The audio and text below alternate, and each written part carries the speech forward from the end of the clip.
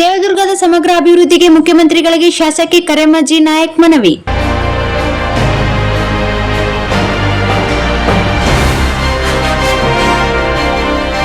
ಕ್ಷೇತ್ರದ ಜನಪ್ರಿಯ ಶಾಸಕಿ ಕರೆಮ್ಮ ಜಿ ನಾಯಕ್ ಅವರು ಗುರುವಾರದಂದು ಬೆಂಗಳೂರಿನ ಮುಖ್ಯಮಂತ್ರಿಗಳ ಅಧಿಕೃತ ನಿವಾಸ ಕಾವೇರಿಯಲ್ಲಿ ಮುಖ್ಯಮಂತ್ರಿ ಸಿದ್ದರಾಮಯ್ಯ ಅವರನ್ನು ಭೇಟಿ ಮಾಡಿ ಕ್ಷೇತ್ರದ ವಿವಿಧ ಅಭಿವೃದ್ಧಿ ಕಾಮಗಾರಿಗಳನ್ನು 2025-26ನೇ ಸಾಲಿನ ಆಯವ್ಯಯದಲ್ಲಿ ಬಜೆಟ್ ಸೇರಿಸುವಂತೆ ಕೋರಿ ಮನವಿ ಸಲ್ಲಿಸಿದರು. ಮನವಿಯ ಪ್ರಮುಖ ಅಂಶಗಳು: ಕೆರೆ ತುಂಬಿಸುವ ಯೋಜನೆ, ಕೃಷ್ಣಾ ನದಿಯಿಂದ ಲಿಫ್ಟ್ ಮಾಡುವ ಮೂಲಕ ದೇವದುರ್ಗ ಕ್ಷೇತ್ರದ 28 ಕೆರೆಗಳಿಗೆ ನೀರು ತುಂಬಿಸುವ ಯೋಜನೆ ಜಾರಿಯಲ್ಲಿದೆ. ಈಗಾಗಲೇ 14 ಎಕರೆಗಳಿಗೆ ನೀರು ತುಂಬಿಸುವ ಮೊದಲ ಹಂತದ ಕಾಮಗಾರಿ ಮುಕ್ತಾಯದ ಹಂತದಲ್ಲಿದ್ದು, ಉಳಿದ 14 ಎಕರೆಗಳಿಗೆ ನೀರು ತುಂಬಿಸುವ 2ನೇ ಹಂತದ ಯೋಜನೆಗೆ ಆಯವ್ಯಯದಲ್ಲಿ ಅನುದಾನ ಮೀಸಲಿಡಲು ಕೋರಲಾಯಿತು. ಶ್ರೀ ಮುಂಡರಗಿ ಶಿವಣ್ಣ ತಾತ ಏತ ನೀರಾವರಿ ಯೋಜನೆ 1ರಲ್ಲಿ ಪಲಕನಮರಡಿ, ಮದರಕಲ್, ಭೂಮನಗುಂಡ ಹಾಗೂ ಮಲ್ಲಾಪುರ ಗ್ರಾಮಗಳಿಗೆ ನೀರಾವರಿ ಸೌಲಭ್ಯ ಕಲ್ಪಿಸಲು ಸುಮಾರು 250 ಕೋಟಿ ರೂಪಾಯಿ ವೆಚ್ಚದ ಈ ಯೋಜನೆಯನ್ನು ಬಜೆಟ್ನಲ್ಲಿ ಸೇರಿಸುವಂತೆ ವಿನಂತಿಸಲಾಯಿತು.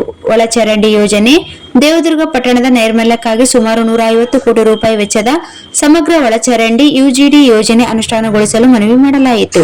ನೂತನ ಪ್ರಜಾಸೌಧ: ದೇವದುರ್ಗ ತಾಲೂಕಿನಲ್ಲಿ ಸುಸಜ್ಜಿತ ಪ್ರಜಾಸೌಧ ನಿರ್ಮಾಣ ಮಾಡಲು 2025-26ನೇ ಸಾಲಿನ ಆಯವ್ಯಯದಲ್ಲಿ 10 ಕೋಟಿ ರೂಪಾಯಿ ಅನುದಾನ ನೀಡುವಂತೆ ಶಾಸಕರು ಒತ್ತಾಯಿಸಿದರು.